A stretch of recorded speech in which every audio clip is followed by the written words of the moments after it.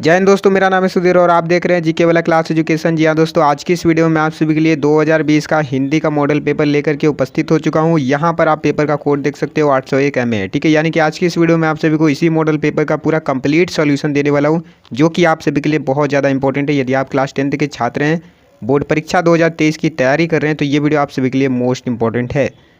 अब आप कहेंगे कि सर ये तो 2020 का मॉडल पेपर है, इससे हमें क्या लेना देना। इससे बहुत ज़्यादा आपके लिए इंपॉर्टेंट हो सकती है, इससे आपको बहुत ज़्यादा बेनिफिट हो सकता है। क्या हो सकता है, देखो, जब आप पिछले ईयर्स के मॉडल पेपर को सॉल्व करोगे तो आपको ये पता चल जाएगा कि वो कौन कौन से रचना है, कवि हैं, लेखक हैं, कौन कौन से जीवन परिचय हैं, कौन से गद्यांश है, कौन से पद्यांश है, कौन कौन से संस्कृत के गद्यांश पद्यांश है, कौन कौन से आपके निबंध हैं जो आपका हर बार बोर्ड परीक्षा में पूछा जाता है। तो ये समझ लो कि यदि आप आज की इस वीडियो को पूरा एंड तक देखते हो तो पूरे के पूरे 50 से 60 नंबर की तैयारी एकदम ज़बरदस्त तरीके से करके जाने वाले हो, इतना मैं गारंटी कर देता हूँ। ठीक है, तो मैं आप सभी को एक छोटा सा चीज़ बता दूँ, मैं आप सभी को एक छोटा सा टारगेट दे रहा हूँ। जब आप इस वीडियो को पूरा देख करके पूरे 10 लाइक कंप्लीट करा देते हो अपने मित्रों के साथ शेयर करके, तो मैं आप सभी के लिए वही मॉडल पेपर का सल्यूशन लेकर के आऊँगा जो आप हमें कमेंट में करके दोगे। ठीक है, तो वीडियो बहुत ज़्यादा इंपॉर्टेंट है आप सभी के लिए। ठीक है, तो चलिए आज की इस वीडियो को शुरू करते हैं और देखेंगे कौन कौन से क्वेश्चन आप सभी के लिए बोर्ड परीक्षा के लिए इंपॉर्टेंट है। तो यहाँ पर आपको समय दिया जाएगा 3 घंटे 15 मिनट। 70 नंबर का आपका पेपर रहेगा। प्रारंभ के 15 मिनट परीक्षार्थी को प्रश्न पत्र पढ़ने के लिए निर्धारित है। ठीक है, चलिए देखते हैं पहला क्वेश्चन है हमारा कि निम्नलिखित कथनों में से कोई एक कथन सही है, उसे पहचान कर लिखिए। पहला कथन है आपका, भारतेंदु हरिश्चंद्र आलोचक साहित्य के जनक माने जाते हैं। बिल्कुल गलत हो जाएगा।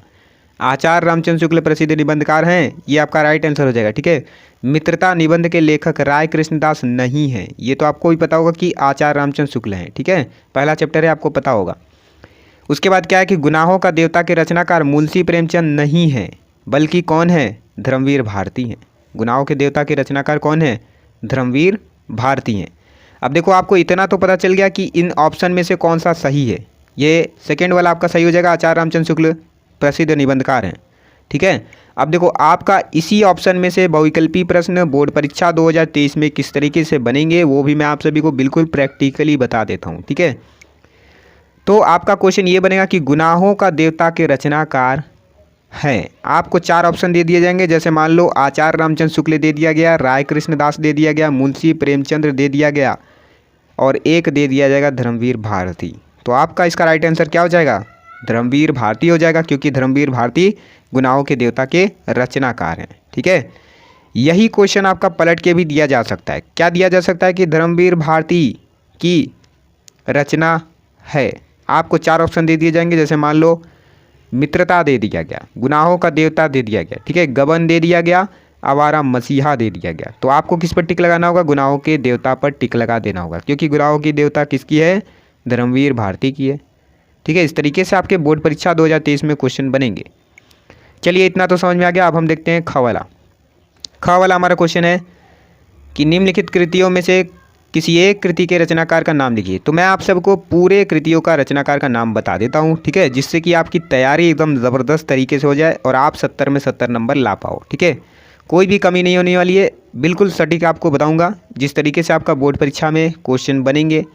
ठीक है, आपको ये पता चल जाएगा, देखो पिछले ईयर्स के मॉडल पेपर को यदि आप सॉल्व करोगे तो आपको पता चल जाएगा कि कौन कौन से मोस्ट इंपॉर्टेंट रचना है जो आपका बोर्ड परीक्षा में पूछा जाता है बार बार। ठीक है, आपको कवि लेखक और उनका जीवन परिचय पर कौन कौन से कवि हैं, लेखक हैं जो आपका बोर्ड परीक्षा में पूछा जाता है, आपको सब कुछ पता चल जाएगा। ठीक है, तो चलिए हम देखते हैं पहले आवारा मसीहा माने रचनाकार कौन है, विष्णु प्रभाकर हैं। ठीक है, आवारा मसीहा के रचनाकार कौन है, विष्णु प्रभाकर है। तो यही क्वेश्चन आपका बोर्ड परीक्षा 2023 में ये बन जाएगा कि आवारा मसीहा के रचनाकार हैं। आपको 4 ऑप्शन दे दिए जाएंगे, जैसे मान लो दे दिया मुंशी प्रेमचंद, विष्णु प्रभाकर, आचार्य रामचंद्र शुक्ल दे दिया गया, जयशंकर प्रसाद दे दिया गया। ठीक है, तो आवारा मसीहा कार के मतलब कि आवारा मसीहा के लेखक कौन हो जाएंगे, रचनाकार विष्णु प्रभाकर हो जाएंगे। तो आपको क्या किस पर टिक लगाना होगा, विष्णु प्रभाकर पर टिक लगा देना होगा। ठीक है, विष्णु प्रभाकर।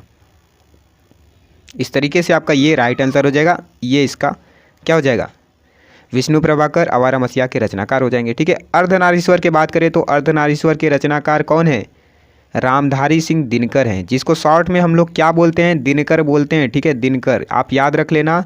अर्धनारीश्वर के रचनाकार कौन है, दिनकर हैं।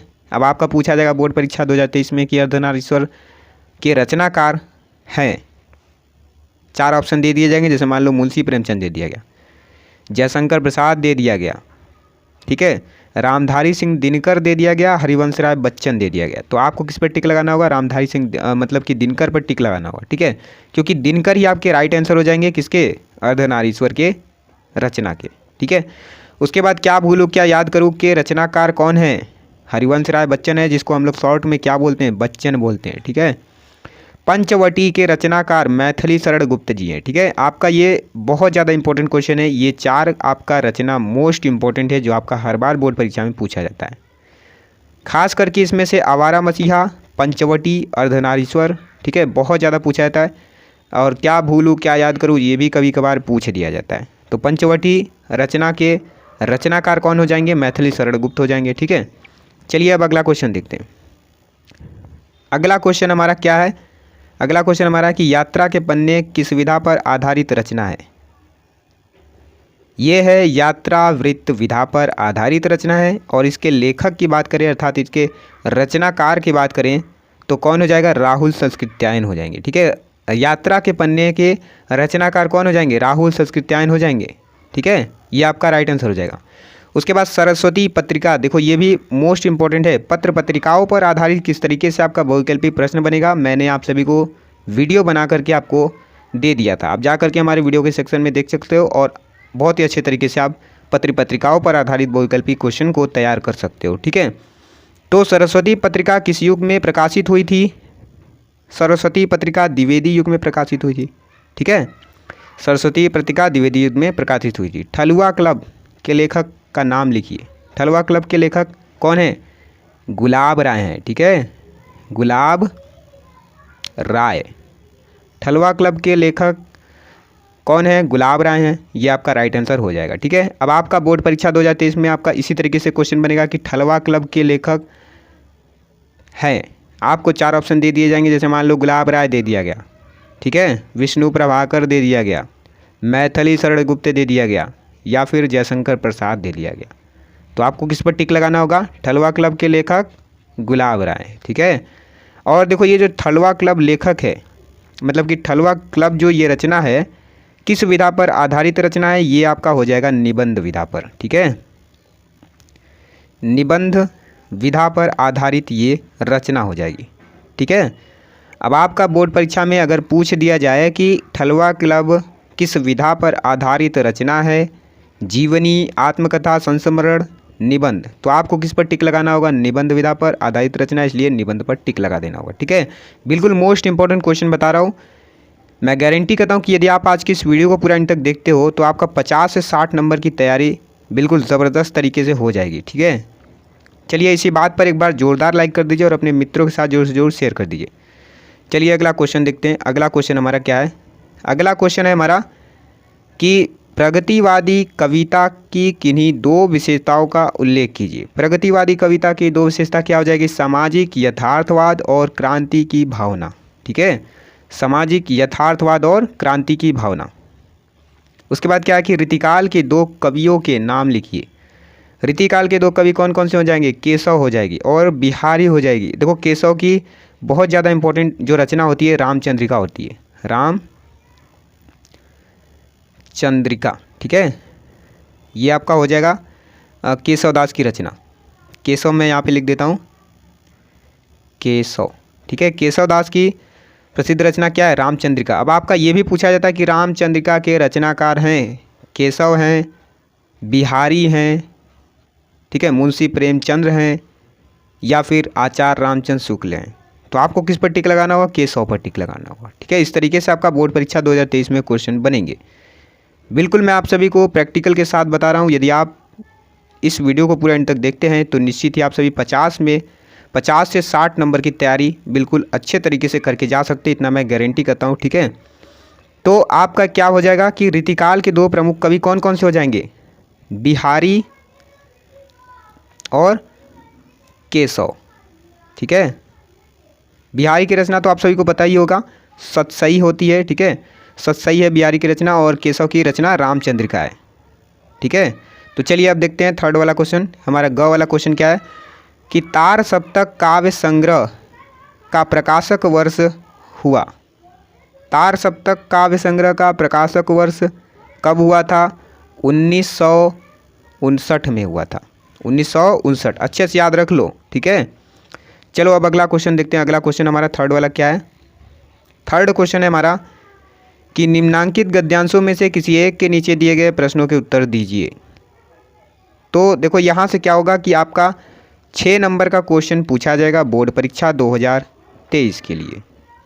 अब आपका ये वाला जो गद्यांश है किस पाठ में से लिया गया है? देखो मैं आप सभी को बता दूं कि ये जो गद्यांश है क्या लिखूं पाठ से लिया गया है, जिसके रचनाकार कौन है? पद्मलाल पुनालाल बख्शी जी हैं, ठीक है। जिसके रचनाकार कौन हो जाएंगे? पद्मलाल पुनालाल बख्शी जी आ जाएंगे। और ये आपका 30% लेस वाले में से है, यानी कि ये आपको नहीं पढ़ना है, ठीक है। ये आपका नहीं आएगा, इसलिए मैं आपको इसको नहीं बताऊंगा, ठीक है। आगे मैं देखता हूँ कौन कौन सा है आपका गद्यांश मतलब दिया गया है। देखो जो पढ़ना है मैं आप सभी को वही बताऊंगा, ठीक है, क्योंकि आप एक्स्ट्रा पढ़ोगे तो आपके पास बहुत टाइम कम बची है। आप अच्छे से पढ़ो और उनका सही से उपयोग करो, नहीं तो आपका टाइम भी पूरा चला जाएगा। जो नहीं आएंगे उसको मत पढ़ो, ठीक है। 30% लेस के साथ आपका वो हट गया है, इसलिए मैं आपको उसको नहीं बताऊंगा, ठीक है। अगला क्या है हमारा कि ईर्ष्या का यही अनोखा वरदान है जिस मनुष्य के हृदय में ईर्ष्या घर बना लेती है। देखो ये वाला भी है, ईर्ष्या तू न गई मेरे मन से, ठीक है, नामक पाठ से लिया गया। और इसके लेखक की बात करें तो लेखक कौन है? दिनकर हो जाएंगे। हाँ देखो आपका ये गद्यांश तो नहीं आएगा क्योंकि आपका 30% लेस है ये वाला, ठीक है। ये आपका गद्यांश नहीं आएगा, ये चैप्टर ही नहीं आएगा, ठीक है, जो कि किसका है? रामधारी सिंह दिनकर का है, ठीक है। लेकिन आपका देखो इनसे रिलेटेड क्वेश्चन बनते हैं। क्या हो जाएगा? ये दिनकर की है और ईर्ष्या तू न गई मेरे मन से नामक पाठ से लिया गया, जिसके लेखक कौन है? दिनकर जी हैं। अब आपका बोर्ड परीक्षा 2023 में इनसे रिलेटेड बहुत ज़्यादा क्वेश्चन बनते हैं, ठीक है। बोर्ड परीक्षा में इनसे रिलेटेड बहुत ज़्यादा क्वेश्चन बनते हैं। क्या बनते हैं? पूछा ये जाएगा आपसे बोर्ड परीक्षा 2023 में, बिल्कुल प्रैक्टिकली बता रहा हूँ आपको, कि ईर्ष्या तू न गई मेरे मन से के रचनाकार हैं दिनकर, जयशंकर प्रसाद और या फिर मुंशी प्रेमचंद या फिर महादेवी वर्मा। तो आपको किस पर टिक लगाना होगा? दिनकर पर टिक लगा देना होगा, ठीक है। तो इसको भी हम नहीं देखेंगे क्योंकि ये आपका 30% के साथ लेस हो चुका है, ये आपको नहीं पढ़ना है, ठीक है। कौन से चैप्टर से है? ईर्ष्या तू न गई मेरे मन से, जिसके लेखक दिनकर जी हैं, ठीक है। चलिए अब हम अगला क्वेश्चन देखते हैं। हाँ अगला क्वेश्चन है आपका क्वेश्चन नंबर 4। निम्नलिखित पद्यांशों में से किसी एक पद्यांश का संदर्भ व्याख्या कीजिए। संदर्भ सहित आपको व्याख्या करना है। पूरे आपको 6 नंबर दिए जाएंगे। अब इस बार 2023 में आपका जो दिया जाएगा पद्यांश इसी तरीके से दिया जाएगा, बस आपका इस पद्यांश के बीच में से कहीं से भी आपका 1-2 लाइन 3 लाइन अंडरलाइन कर दिया जाएगा। जैसे मान लो ये वाला कर दिया गया, ये कर दिया गया, ठीक है। अब आपको क्या करना होगा? इसी अंडरलाइन किए गए शब्दों को, ठीक है, आपका व्याख्या करना होगा आपको।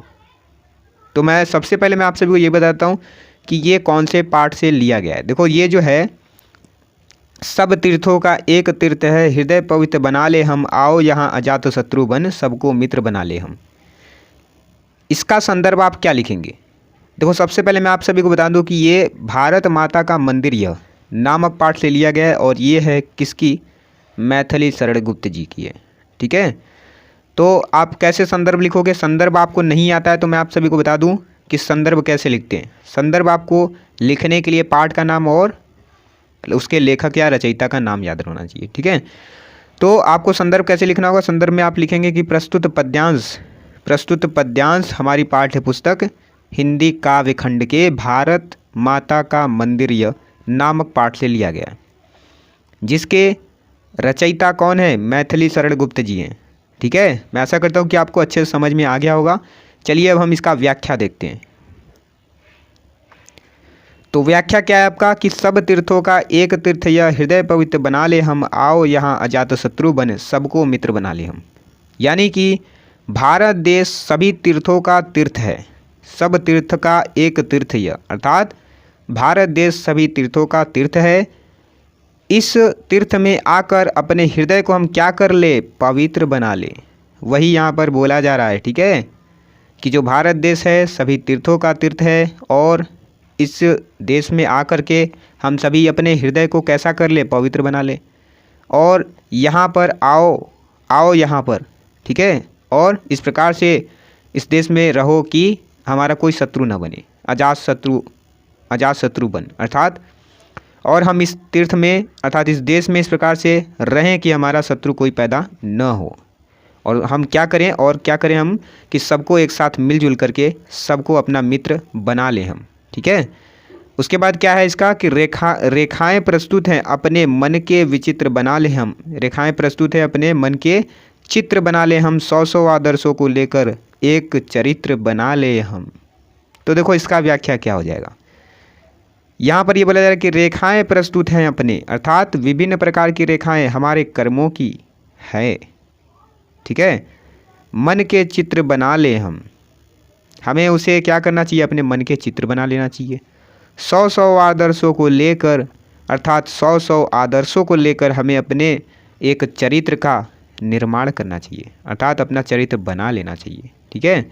मैं आशा करता हूँ कि आपको अच्छे समझ में आ गया होगा। तो चलिए अब हम देखते हैं अगला क्या है हमारा पद्यांश, ठीक है। अगला पद्यांश है हमारा कि मोर पखा सिर ऊपर राखी हो, गुंज की माला गरे पहिरगो, ओढ़ पीताम्बर ले लकुटी, बन गोधन ग्वारन संग फिरोगी, भावत वो ही मेरो रस खान, सो तेरो कहे सब स्वांग करोगी, या मुरली मुरलीधर की, अधरान धरी अधरा न धरोगी, ठीक है। तो ये वाला जो आपका पद्यांश है ये आपका लिया गया है सवय नामक पाठ से, जिसके रचयिता कौन हैं, रसखान कवि जी हैं। तो आप क्या लिखेंगे संदर्भ में, आप संदर्भ में ये लिखेंगे कि प्रस्तुत पद्यांश हमारी पाठ्य पुस्तक हिंदी काव्य खंड के सवय नामक पाठ से लिया गया है, जिसके रचयिता रसखान कवि जी हैं। यदि आप इस तरीके से लिखते हैं तो निश्चित ही आपका एक भी नंबर नहीं कटेगा, इतना मैं गारंटी बता देता हूँ, ठीक है। अब 2023 में अब आपका यही वाला मान लो गद्यांश दे दिया जाएगा, तो आपको क्या हो जाएगा, आपको बीच में से 2 अंडरलाइन कर दिया जाएगा, ठीक है। और उसके नीचे आपको 3 प्रश्न दे दिए जाएंगे, प्रश्न नंबर 1, प्रश्न नंबर 2, प्रश्न नंबर 3, ठीक है। इस तरीके से क्वेश्चन पूछ दिया जाएगा। अब आपका जो अंडरलाइन रहेगा आपको उसी को व्याख्या करना होगा, और उसी के साथ साथ आपको ये दोनों क्वेश्चन का भी आंसर देना होगा, ठीक है। तो इस तरीके से क्वेश्चन बनेंगे। सबसे पहले मैं आप सभी को व्याख्या बता देता हूँ, ठीक है।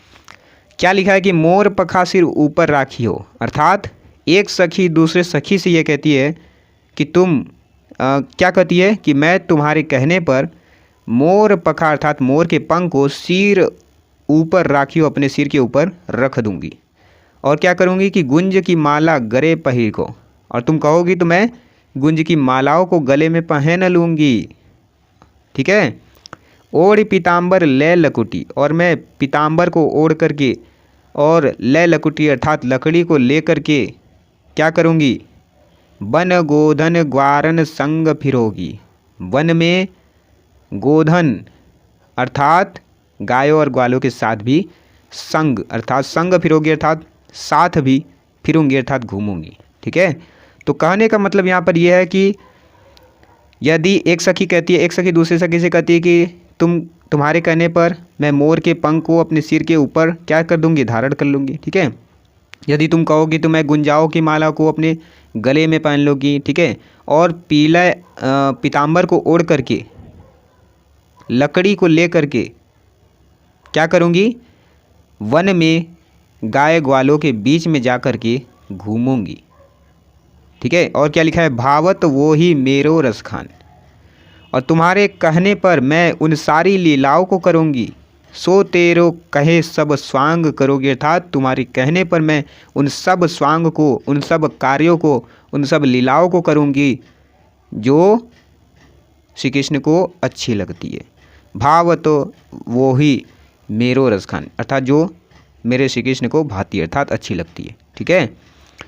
तो अगला क्या बोला जा रहा है कि या मुरली मुरलीधर की, अधरान धरी अधरान धरी, अधरान धरी अधरा न धरेगी, ठीक है। तो बोला जा रहा है कि किंतु मैं, देखो या मुरली अर्थात ये जो मुरली है मुरलीधर की अर्थात श्री कृष्ण की ये जो मुरली है, ये जो बांसुरी है, अधरान धरी होठों पर सुशोभित होती है, अधरा न धरोगी, इन्हीं अपने होठों पर मैं उनके बांसुरी को न धरोगी अर्थात नहीं रखूँगी। ठीक है, ये यहाँ पर बोला जा रहा है। तो चलिए अब हम देखते हैं अगला क्वेश्चन। अगला क्वेश्चन क्या है हमारा? पाँचवा ये है कि निम्नलिखित लेखकों में से किसी एक लेखक का जीवन परिचय देते हुए उनके किसी एक रचना का नाम लिखिए। कौन कौन से जीवन परिचय हो जाएंगे आपके? आचार्य रामचंद्र शुक्ल, भगवत शरण उपाध्याय, जयप्रकाश भारती। यदि आप कहोगे तो मैं आप सभी के लिए ये जीवन परिचय कैसे लगते हैं ट्रिक के माध्यम से सब कुछ याद करा दूंगा। ठीक है, यदि आप हमें कमेंट करते हो तो मैं आप सभी को इस टॉपिक पर भी वीडियो बनाकर दे दूंगा, जिससे कि आप सभी बिल्कुल आराम से जीवन परिचय, कोई भी हो जीवन परिचय, आप बना के लिख सकते हो और अच्छे से ट्रिक के माध्यम से बता दूंगा। ठीक है, मैंने आचार्य रामचंद्र शुक्ल की ट्रिक के माध्यम से आप सभी को रचनाएं याद करवा दिया है। आप हमारे चैनल में जाइए, वीडियोज़ वाले सेक्शन में जाइए, आपको वहाँ पर मिल जाएगा। ठीक है, या तो अदरवाइज आप सभी क्या कर सकते हैं, प्लेलिस्ट में भी जा सकते हैं, वहाँ पर भी आप सभी को मिल जाएगा, कोई दिक्कत वाली बात नहीं है। ठीक है, अब यदि बात करें हम इसमें से कौन सा इंपॉर्टेंट है, तो देखो इसमें से इंपॉर्टेंट ये है आचार्य रामचंद्र शुक्ल और भगवत शरण उपाध्याय, आपका ये दोनों इंपॉर्टेंट है। ठीक है, जयप्रकाश भारती का कभी कभार पूछा जाता है, फिलहाल ये आपका जयप्रकाश भारती कभी कभार पूछा जाता है। ठीक है, ये दोनों अच्छे से तैयार कर लेना, आचार्य रामचंद्र शुक्ल और भगवत शरण उपाध्याय। आचार्य रामचंद्र शुक्ल एकदम 95% चांस है आपका कि यही बनता है। ठीक है, हर बार बोर्ड परीक्षा में ये जरूर से जरूर आता है, तो आप इस क्वेश्चन को अच्छे से जरूर तैयार कर लेना। कौन सा? आचार्य रामचंद्र शुक्ल की जीवन परिचय को। ठीक है, ये हो जाएगा आपका लेखक पर आधारित जीवन परिचय, मोस्ट इंपॉर्टेंट ये हो जाएगा आचार्य रामचंद्र शुक्ल और भगवत शरण उपाध्याय। उसके बाद अगर हम कवि की बात करें तो निम्नलिखित कवियों में से किसी एक कवि का जीवन परिचय दीजिए तथा उनकी एक रचना का नाम लिखिए।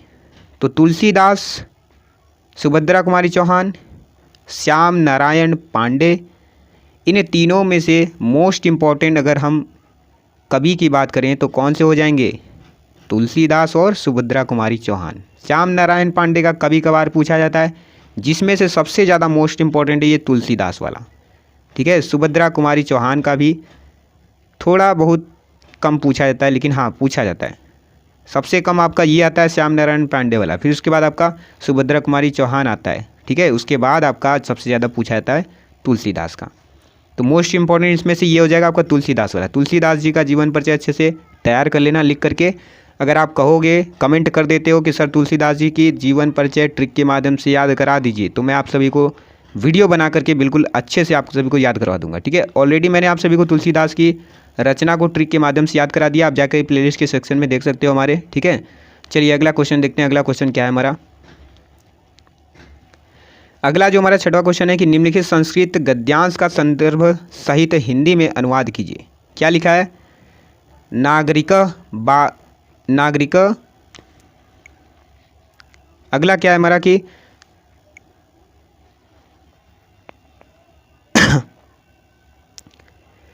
अगला हमारा छठवां क्वेश्चन क्या है कि निम्नलिखित संस्कृत गद्यांश का संदर्भ सहित हिंदी में अनुवाद कीजिए। ठीक है, तो क्या है हमारा गद्यांश की? नागरिक बहुकालाम यावत अचिंतयत, माने कि जो नागरिक है, नागरिक ने बहुकालाम यावत, बहुत देर तक, यावत माने देर तक। ठीक है, विचार आचार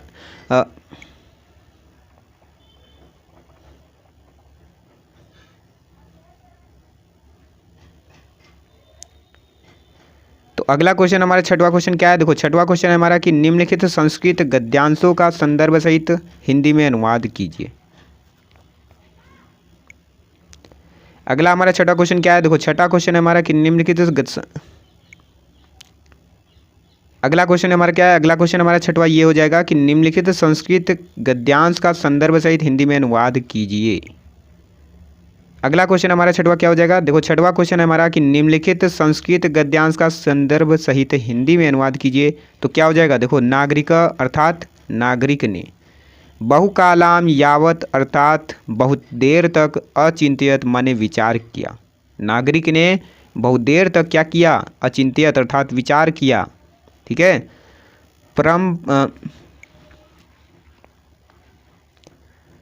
अगला हमारा छठा क्वेश्चन क्या हो जाएगा? देखो छठा क्वेश्चन है हमारा कि निम्नलिखित संस्कृत गद्यांश का संदर्भ सहित हिंदी में अनुवाद कीजिए। नागरिक अर्थात नागरिक ने, बहुकालाम यावत अर्थात बहुत देर तक, अचिंत्यत माने विचार किया। तो इसका पूरा अर्थ क्या हो जाएगा? नागरिक ने बहुत देर तक विचार किया। परम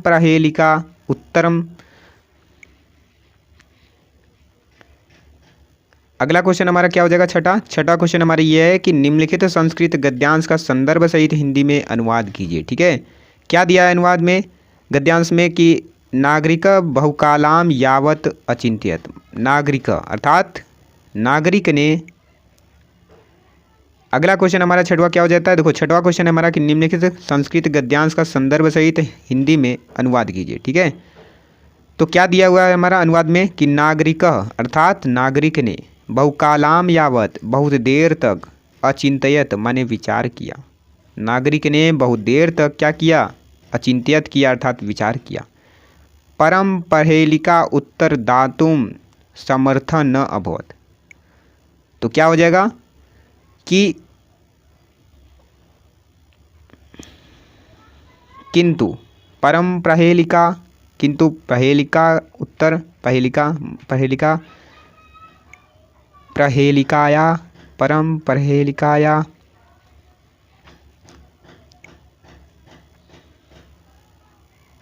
उसके बाद हमारा जो छठवां क्वेश्चन है, छठवां क्वेश्चन हमारा क्या है, देखो छठा क्वेश्चन हमारा ये है कि संस्कृत गद्यांश का संदर्भ सहित हिंदी में क्या करना है, अनुवाद करना है। सबसे पहले हम ये जानते हैं कि ये जो गद्यांश दिया गया संस्कृत का आपका कौन से चैप्टर से दिया गया है।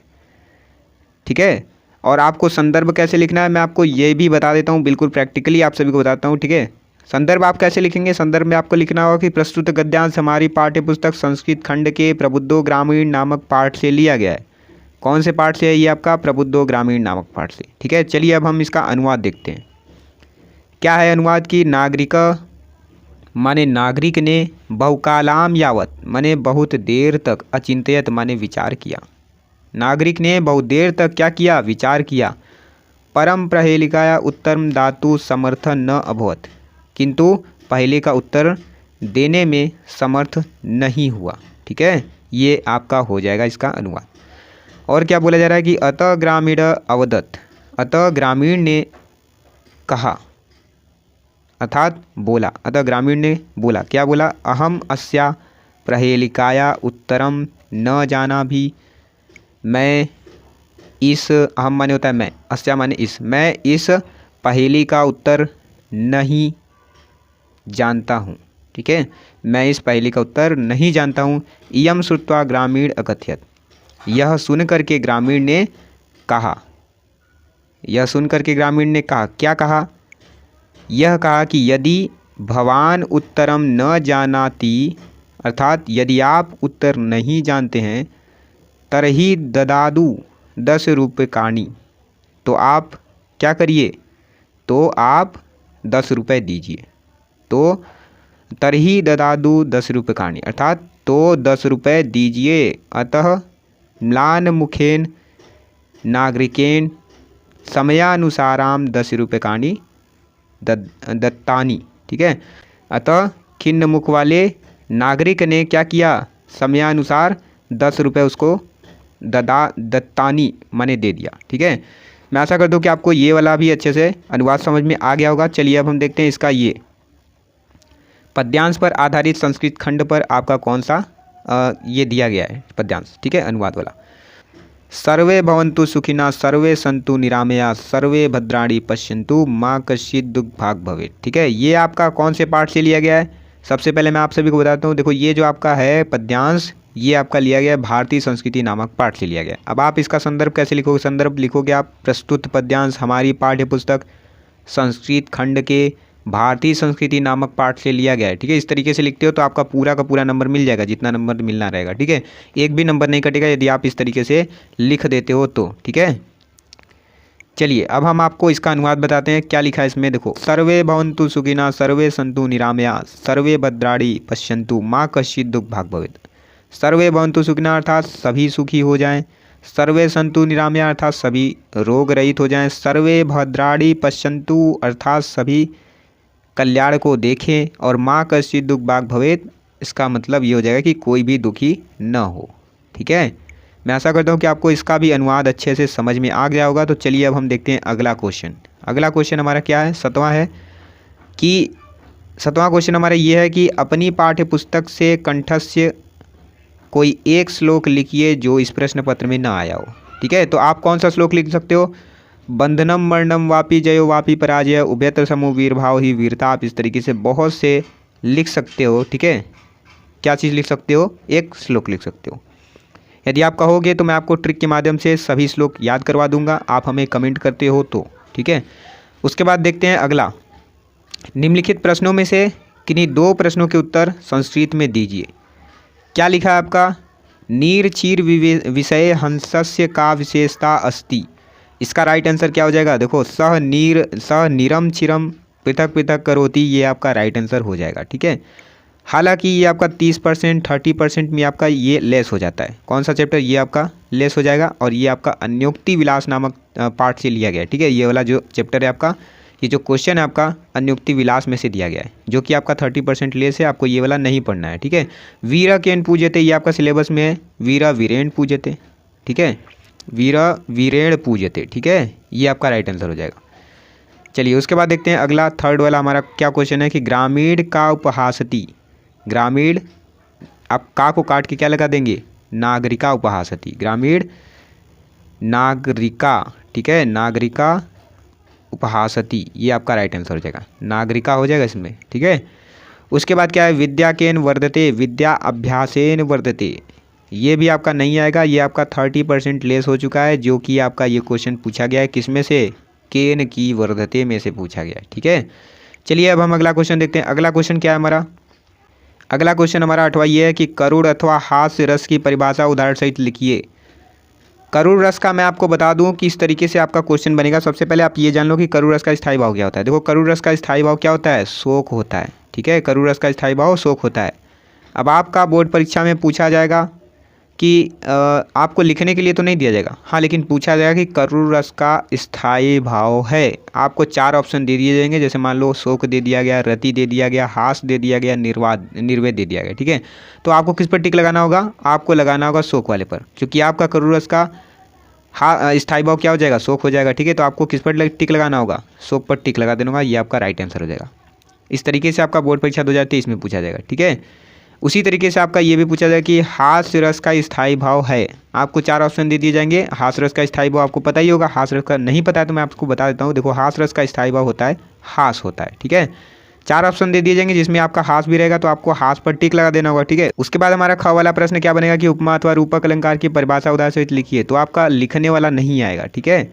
अब आपका बहुविकल्पी में प्रश्न बनेगा। प्रश्न आपका ये बनेगा कि आपको दे दिया जाएगा 2 लाइन का एक उदाहरण, फिर आपसे बोला जाएगा कि उपरोक्त पंक्ति में कौन सा अलंकार है? उपमा अलंकार है, रूपक अलंकार है, उत्प्रेक्षा या फिर श्लेष अलंकार है। तो जो आपका सही होगा आप उस पर टिक लगा दोगे, ठीक है। यदि आप कहोगे तो मैं आपको इसके ऊपर बिल्कुल डेडिकेटेड एकदम, ये तीनों टॉपिक के ऊपर बिल्कुल एकदम डेडिकेटेड वीडियो बना करके आपको बता दूंगा। बहुत आपको ट्रिक के माध्यम से ये सभी चीज़ें याद करवा दूंगा, ठीक है। उसी तरीके से आपका इसमें भी बनेगा छंद पर आधारित प्रश्न। सोरठा व रोला छंद की परिभाषा उदाहरण से लिखने वाला नहीं आएगा, ठीक है। बहुविकल्पी में आपका क्वेश्चन ये बन सकता है कि रोला छंद में कुल कितने चरण होते हैं? 2, 3, 4 या 5? तो आपको किस पर टिक लगाना होगा? 4 चरण होते हैं, ठीक है। तो 4 पर आपको टिक लगा देना होगा। चलिए अब देखते हैं 9वां क्वेश्चन। 9वां क्वेश्चन क्या है हमारा कि 9वां क्वेश्चन ये है कि निम्नलिखित उपसर्गों में से किन्हीं 3 के मेल से एक एक शब्द बनाइए, ठीक है। तो 9वां में क्या हो जाएगा आपका? देखो, पहला जो आपका दिया गया है अ, तो अ उपसर्ग से नवीन शब्द बनाना है आपको, ठीक है, यानी नए शब्द बनाना है, जैसा कि आपके सिलेबस में है, आपको पता होगा, ठीक है। अ से हम क्या बना लेंगे? जैसे अ से हो गया अ से हम बना सकते हैं अनाथ, ठीक है। अ से क्या हो जाएगा? अनाथ हो गया। अविश्वास हो गया, अविश्वास, ठीक है। और क्या हो जाएगा? तो आपसे कितना पूछा गया? एक एक पूछा गया है, मैंने आपको यहाँ पर 2 बता दिया, ठीक है। उसके बाद अगला देखते हैं। अगला हमारा है अधि। अधि से हम क्या बना लेंगे? अधि से हम बना सकते हैं अधिकार बना सकते हैं, है ना, अधिकार। कई बार बोर्ड परीक्षा में आपका पूछा जाता है। अब आपसे ये देखो 2023 में आपका यही वाला क्वेश्चन अगर बन जाएगा तो आपसे ये बोला जाएगा कि अधिकार में कौन सा उपसर्ग है। इस तरीके से आपका बोर्ड परीक्षा 2023 में पूछा जाएगा। अब आपको 4 ऑप्शन दे दिए जाएंगे, जैसे मान लो ये दे दिया गया, अ दे दिया गया, अधि दे दिया गया, अनु दे दिया गया और सह दे दिया गया। तो इसका राइट आंसर क्या हो जाएगा? अधिकार में कौन सा उपसर्ग है?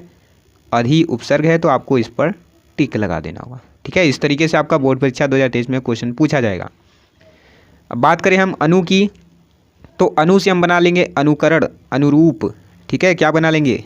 अनुकरण, और अनुरूप, ये आप बना लेंगे अच्छे से, ठीक है। अब इसमें से आपका बोर्ड परीक्षा 2023 में क्वेश्चन कैसे बनेंगे, आपका क्वेश्चन ये बनेगा।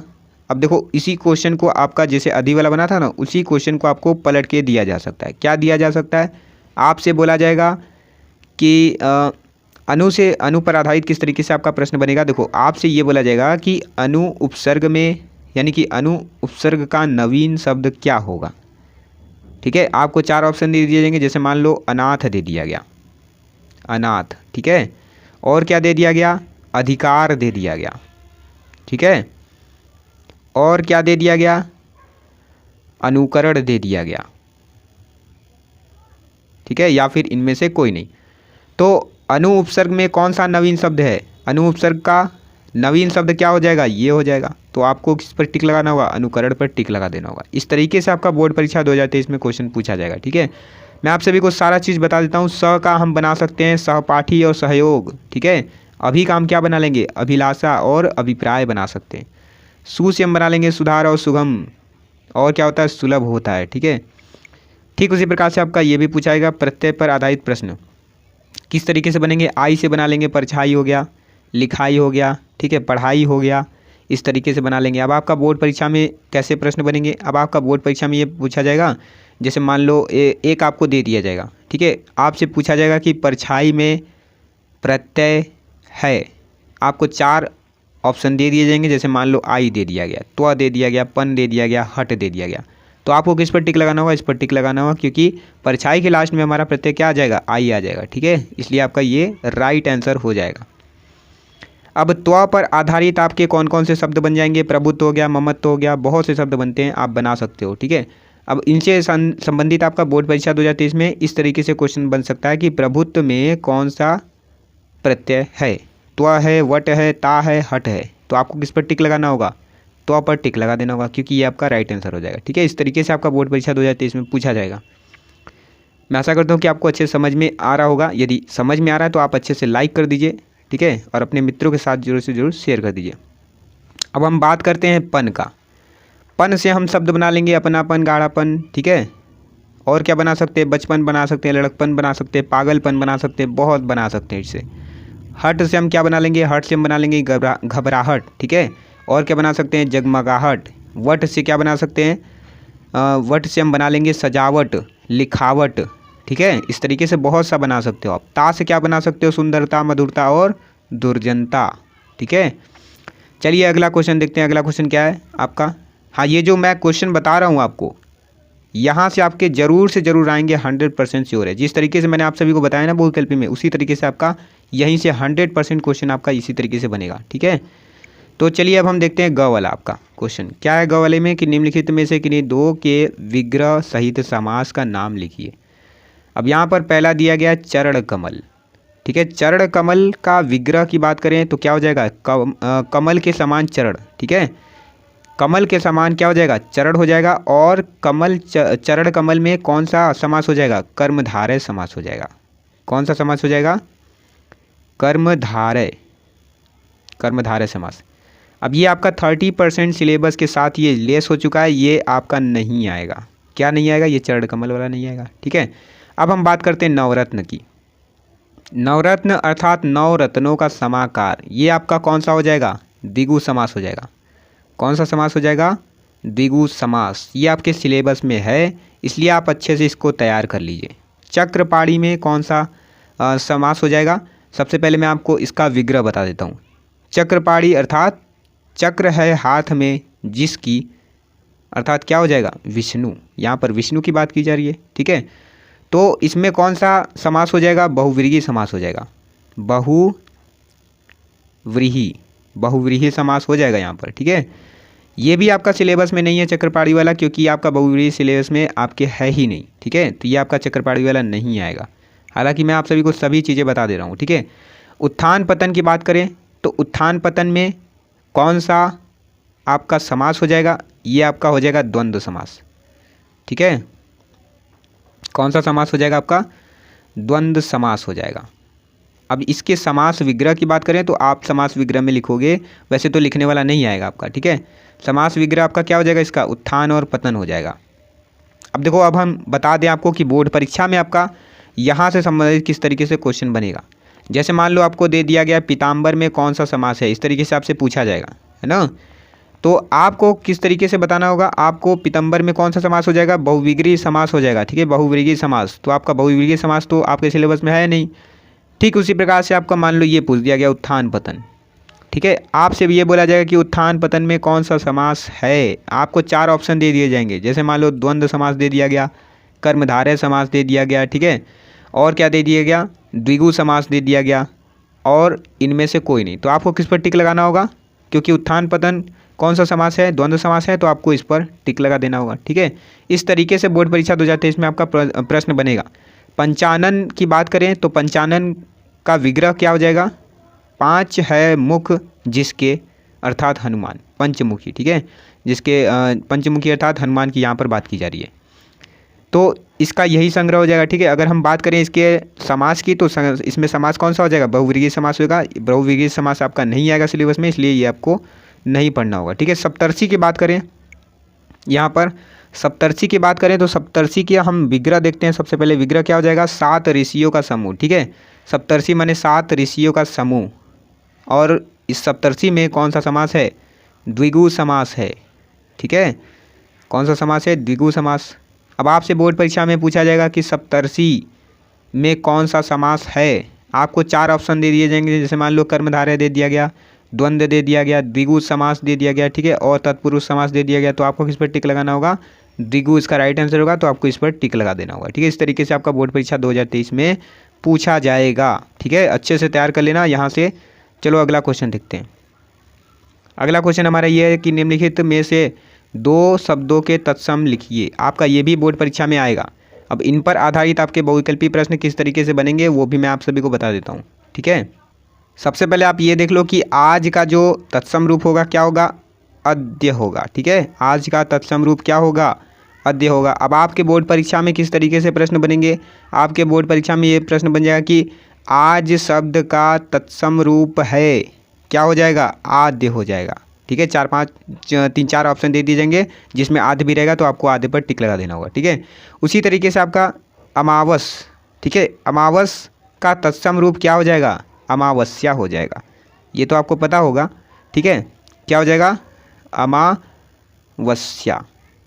किसका हो जाएगा, अमावस का तत्सम रूप क्या हो जाएगा, अमावस्या हो जाएगा, ठीक है। अब आपके बोर्ड परीक्षा में पूछा जाएगा कि अमावस शब्द का तत्सम रूप है। आपको 4 ऑप्शन दे दिए जाएंगे, जैसे मान लो अद्य दे दिया गया, अमावस दे दिया गया, अमवस दे दिया गया, या फिर इनमें से कोई नहीं दिया गया। तो आपको किस पर टिक लगाना होगा, अमावस पर। तो आपका यही राइट आंसर हो जाएगा, आपको इस पर टिक लगा देना होगा, ठीक है। उसी तरीके से आपका चौराहा है, तो चौराहा में मतलब कि चौराहा का तत्सम रूप क्या हो जाएगा, चतुष्पद हो जाएगा, ठीक है, चतुष्पद, ठीक है। आपका ये राइट आंसर हो जाएगा।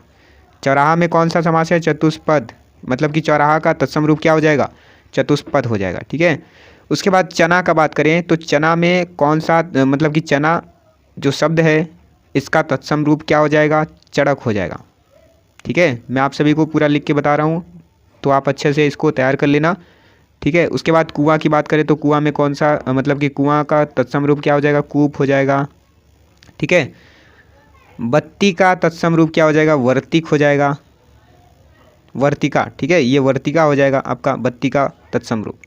चलिए उसके बाद अंग वाला देखते हैं। अंग वाले में क्या दिया गया है कि निम्नलिखित में से किन्हीं 2 शब्दों के पर्यायवाची शब्द लिखिए। पर्यायवाची शब्द पर आधारित किस तरीके से बहुविकल्पी प्रश्न बनेंगे वो भी मैं आप सभी को बता देता हूँ, ठीक है। सबसे पहले आप ये जान लो कि उन्नति है जो शब्द है, इसका पर्यायवाची शब्द क्या होगा, उन्नति का पर्यायवाची शब्द हो जाएगा उत्कर्ष हो गया, उत्थान हो गया, ठीक है। गृह का क्या होता है, गृह का होता है घर, भवन, सदन, ये तो आपको ही पता होगा। बादल का क्या होता है, अम्बुद, ठीक है, बादल का होता है जलद, ठीक है, जलधर, मेघ, जलद, जलधर, मेघ, ये अच्छे से याद रख लेना, ठीक है। तो आपके बोर्ड परीक्षा में ये पूछा जाएगा कि उन्नति शब्द का पर्यायवाची शब्द है, ठीक है। 4 ऑप्शन दे दिए जाएंगे, जिसमें आपका उत्कर्ष रह जाएगा, ठीक है, जैसे गृह हो गया और मेघ हो गया, ठीक है, और क्या हो जाएगा, भवन हो गया, तो उत्कर्ष आपका राइट आंसर हो जाएगा। तो इसलिए उन्नति का आपका जो पर्यायवाची शब्द हो जाएगा क्या हो जाएगा, उत्कर्ष हो जाएगा। तो आपको उस पर टिक लगा देना होगा, ठीक है। मछली का जो शब्द हो जाएगा पर्यायवाची क्या हो जाएगा, मीन हो गया, मत्स्य हो गया, मकर हो गया, ठीक है। हाथी का क्या हो जाएगा, हाथी का गज, गजेंद्र और हस्ती होता है, ठीक है। इस तरीके से आपका बोर्ड परीक्षा में क्वेश्चन पूछे जाएंगे। चलिए अब देखते हैं 10वां क्वेश्चन। 10वां क्वेश्चन है हमारा कि निम्नलिखित में से किन्हीं दो में संधि कीजिए तथा संधि का नाम भी लिखिए। एक एक लिखा है, तो एक एक में कौन सा संधि है, वृद्धि संधि है। अब देखो वृद्धि संधि तो आपके सिलेबस में है नहीं, तो इसलिए मैं आपको इसको नहीं बताऊंगा, जो आपके सिलेबस में वही बताता हूँ, ठीक है। अद्य धन एव, ठीक है, अद्य धन एव, तो ये भी आपकी वृद्धि संधि है, ये भी आपका नहीं आएगा, ठीक है। आपके सिलेबस में यड़ संधि, इसलिए आपका वही आएगा, ठीक है। तो उसके बाद हम देखते हैं अगला प्रत्युत्तरम, ठीक है। तो प्रत्युत्तरम आपका ये कौन सा हो जाएगा संधि, ये आपका हो जाएगा यड़ संधि हो जाएगा, ठीक है। उसके बाद है अभ्युत्तरम और अभिधन उदय। अभ्युत्तरम का हो जाएगा अभ्युत्तरम, अभिधन उदय का हो जाएगा अभ्युदय, ठीक है। तो ये तीनों जो हैं आपका, ठीक है, ये जो तीनों आपके शब्द हैं ये तीनों यड़ संधि हैं, ठीक है। अब मैं आपको ये बता दूं कि संधि पर आधारित किस तरीके से आपका बोर्ड परीक्षा में प्रश्न पूछा जाएगा बहुविकल्पी का। आपसे ये पूछा जाएगा कि यड़ संधि का सूत्र है, क्या होता है यड़ संधि का सूत्र, आपको याद होना चाहिए, इको यड़ची होता है, ठीक है। मैं यहाँ पे लिख दे रहा हूँ इको यड़ची, यहाँ पर यह रहेगा थोड़ा सा, ठीक है, इको यड़ची, ये आपका हो जाएगा किसका, यड़ संधि का सूत्र हो जाएगा, ठीक है। इस तरीके से भी आपके बोर्ड परीक्षा में प्रश्न बनेंगे, समझ में आ गया अच्छे से। तो चलो अब हम अगला देखते हैं। अगला हमारा क्वेश्चन ख वाला क्या है कि निम्नलिखित शब्दों के रूप चतुर्थी विभक्ति बहुवचन रूप लिखिए। तो आपका बहुवचन रूप लिखने वाला तो नहीं आएगा, इतना गारंटी है। आप देखो हाँ, लेकिन इसी से संबंधित आपका किस तरीके से बोर्ड परीक्षा में क्वेश्चन बनेंगे वो भी मैं आप सभी को बता देता हूँ, ठीक है।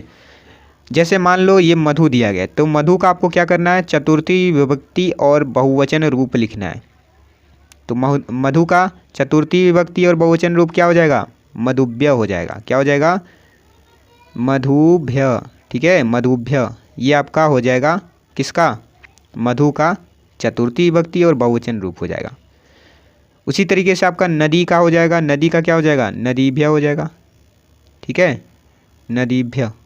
ये आपका चतुर्थी विभक्ति, ये आपका चतुर्थी विभक्ति बहुवचन रूप हो जाएगा। अब देखो आपका इसी संबंधित बोर्ड परीक्षा में क्वेश्चन किस तरीके से बनेगा वो भी मैं आप सभी को बता देता हूँ। आपसे ये पूछा जाएगा कि मधुभ्य, जैसे कि मैंने आप सभी को बताया ना मधुभ्य, मैं यहाँ पे लिख के बता देता हूँ कि मधुभ्य, मधुभ्य, ठीक है। इस तरीके से ये तो आपका हो गया कि मधु शब्द का चतुर्थी विभक्ति और बहुवचन रूप क्या हो जाएगा, मधुभ्य हो गया। अब आपसे ये पूछ लिया जाएगा बहुविकल्पी में कि मधुभ्य शब्द का वचन एवं विभक्ति है। आपको 4 ऑप्शन दे दिए जाएंगे। जैसे मान लो कि ये आपका कौन से में आ जाएगा, ये आपका चतुर्थी में आ जाएगा, तो आपको ऑप्शन में दिए जाएंगे चतुर्थी विभक्ति बहुवचन रूप, चतुर्थी विभक्ति एक वचन रूप, चतुर्थी विभक्ति द्विवचन रूप, या फिर इनमें से कोई नहीं। तो आपको किस पर लगाना होगा टिक, चतुर्थी विभक्ति बहुवचन रूप, आपको इस पर टिक लगा देना होगा। इस तरीके से आपका बोर्ड परीक्षा 2023 में पूछा जाएगा, ठीक है। तद और युष्मद शब्द आपका नहीं आएगा, ये आपका 30% सिलेबस के साथ लेस हो चुका है, ठीक है, ये आपका नहीं आएगा। उसके बाद हम अगला देखते हैं। निम्नलिखित में से किसी एक शब्द की धातु लकार व पुरुष वचन का उल्लेख कीजिए। अपठत और हसाम और पश्चेत पश्चंतु, ये आपका नहीं आएगा, ये भी नहीं आएगा, ठीक है। हाँ, ये दोनों आपका आएगा। तो अगर हम बात करें अपठत और हसाम, ये आपका अपठत धातु जो कि आपका पट धातु होता है, ठीक है, और हसाम ये आपका आ जाएगा हस धातु रूप। पांचों अच्छे से याद कर लिए, 5 इसका भी है, 5 इसका भी याद है, मतलब कि 5 इसका भी है, 5 इसका भी है। आपको पाँचों जल्दी जल्दी याद करना होगा, ठीक है। दोनों का 5-5 अच्छे से तैयार कर लीजिए। अब देखिए मैं आप सभी को बता दूँ कि इस पर आधारित आपका बोर्ड परीक्षा में क्वेश्चन किस तरीके से बनेगा। आपका क्वेश्चन ये बन जाएगा कि अपठत धातु का वचन एवं पुरुष है, ठीक है, अपठत लिखा है ना, तो आपसे बोर्ड परीक्षा में पूछा गया है कि अपठत धातु का वचन एवं पुरुष है। आपको 4 ऑप्शन दे दिए जाएंगे। जैसे मान लो कि वचन द्विवचन प्रथम पुरुष एक वचन, उत्तम पुरुष बहुवचन, या फिर मध्यम पुरुष द्विवचन। तो आपको किस पर टिक लगाना होगा? प्रथम पुरुष एक वचन। ठीक है, अपठित जो धातु है ये आपका प्रथम पुरुष हो जाएगा, प्रथम पुरुष एक वचन में आएगा। ठीक है, अब आप पढ़े होंगे तो आपको अच्छे से याद होगा, नहीं पढ़े होंगे तो आपको नहीं याद आएगा। ठीक है, नहीं पढ़े होंगे तो आपको नहीं याद आएगा, मतलब कि याद नहीं होगा, और आप पढ़े होंगे तो आपको अच्छे से आएगा। ठीक है, प्रथम पुरुष एक वचन। ठीक है, उसके बाद हमारा घ वाला क्वेश्चन क्या आ जाता है कि निम्नलिखित में से किन्हीं दो वाक्यों का संस्कृत में क्या करना है? अनुवाद करना है। अनुवाद तो आपका नहीं आएगा, मतलब कि आपका अनुवाद क्वेश्चन पर आधारित नहीं आएगा। ठीक है, इस तरीके से आपको एक सेंटेंस दे दिया जाएगा, इसका अनुवाद करने के लिए नहीं दिया जाएगा। ठीक है, इस तरीके से आपका क्वेश्चन नहीं आएगा। सेंटेंस दिया इसमें और इसका अनुवाद करना होगा, इस तरीके से आपका नहीं दिया जाएगा। आपका पैराग्राफ और पद्यांश और गद्यांश पर आधारित आपका संस्कृत में अनुवाद करने के लिए आएगा। ठीक है, तो इसको हम हटा देते हैं, हम देखते हैं आगे। उसके बाद हमारा 11वां क्वेश्चन क्या हो जाता है? देखो 11वां क्वेश्चन हमारे ये है कि निम्नलिखित विषयों में से किसी एक विषय पर निबंध लिखिए। पहला निबंध क्या दिया गया है? जनसंख्या वृद्धि एक अभिशाप। दूसरा है वृक्षारोपण का महत्व। तीसरा है आपका जीवन में खेलकूद की उपयोगिता। चौथा है आपका सदाचार, और पांचवा है सारे जहाँ से अच्छा हिंदुस्तान हमारा। ठीक है, तो मैं आशा करता हूँ कि आप इस पर तो बनाकर लिख लोगे, इस पर भी बनाकर लिख लोगे। ठीक है, और आपको ये तैयार करना पड़ेगा, ये भी और ये वाला भी। ये वाला आपका नहीं आता है। ठीक है, ये कभी कभार बाई चांस देखने को मिल जाता है, अदरवाइज आपका ये नहीं आता है। ठीक है, ये भी नहीं आता उतना ज़्यादा, लेकिन हाँ ये तीनों आपका मोस्ट इंपॉर्टेंट है, ये आप अच्छे से तैयार कर लो। जनसंख्या वृद्धि और उसके बाद ये विज्ञान का चमत्कार भी अब बहुत बार पूछा जाता है। ठीक है, हालांकि इसमें दिया नहीं है, हाँ, लेकिन आप विज्ञान का चमत्कार भी पढ़ लेना अच्छे से, जनसंख्या वृद्धि एक अभिशाप पढ़ लेना, वृक्षारोपण पढ़ लेना, जीवन में खेलकूद की उपयोगिता, ये आप बना के लिख सकते हो अच्छे से, मुझे पता है। ठीक है, अब देखते हैं 12वां क्वेश्चन। 12वां क्वेश्चन क्या है आपका कि अपने पठित खंडकाव्य के आधार पर निम्नलिखित प्रश्नों में से किसी एक प्रश्न का उत्तर दीजिए। मतलब कि देखो यार, यहाँ पर ये बोला जा रहा है कि आप जिस ज़िले से निवास करेंगे उसी ज़िले का आपको खंडकाव्य करना है। ठीक है, अब आपको खंडकाव्य नहीं याद होती है, यदि आप तैयार नहीं कर पा रहे खंडकाव्य, तो आप हमें कमेंट बॉक्स में कर दीजिए। मैं आप सभी के लिए खंडकाव्य पर आधारित किस तरीके से प्रश्न लिखते हैं बोर्ड परीक्षा में, वो भी मैं आप सभी को बता दूंगा। ठीक है, तो क्या क्या खंडकाव्य दिया गया है? ज्योति जवाहर। ठीक है, ज्योति जवाहर मेवाड़ मुकुट का खंडकाव्य दिया गया है। मुक्ति दूत का खंडकाव्य दिया गया है। अग्रपूजा खंडकाव्य दिया गया है। और क्या दिया गया है?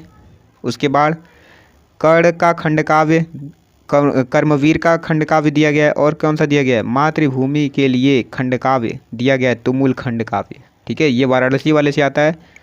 ठीक है, अच्छे से तैयार कर लेना। जय सुभाष का खंडकाव्य भी यहाँ पर दिया गया है।